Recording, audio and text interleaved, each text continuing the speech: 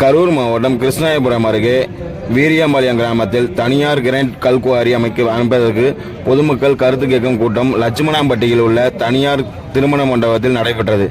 இதில் கரூர் மாவட்ட நிர்வாகிகள், தமிழ்நாடு மாசு கட்டுப்பாட்டு வாரியம் சார்பில் குளித்தலை ஆடிஓ தனலட்சுமி தலைமை வைத்தார்.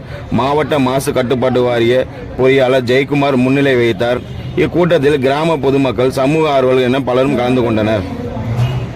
இக்கூட்டத்தில் வீரியம்பாளையம் கிராமத்தில் கிரானைட் கல்குவாரி பகுதியில் 500 மீட்டர் தொலைவில் குடியிருப்பு வீடுகள், விவசாய நிலங்கள் உள்ளது. இதில் 70% விவசாய சார்ந்த பணிகள் நடைபெற்று வருவதால் கிரானைட் கல்குவாரி அமையும் பட்சத்தில் நிலத்தடி நீர் குறைந்து விவசாயம் அழிந்துவிடும் என்று பல்வேறு கோரிக்கையை பொதுமக்கள் முன்வைத்தனர்.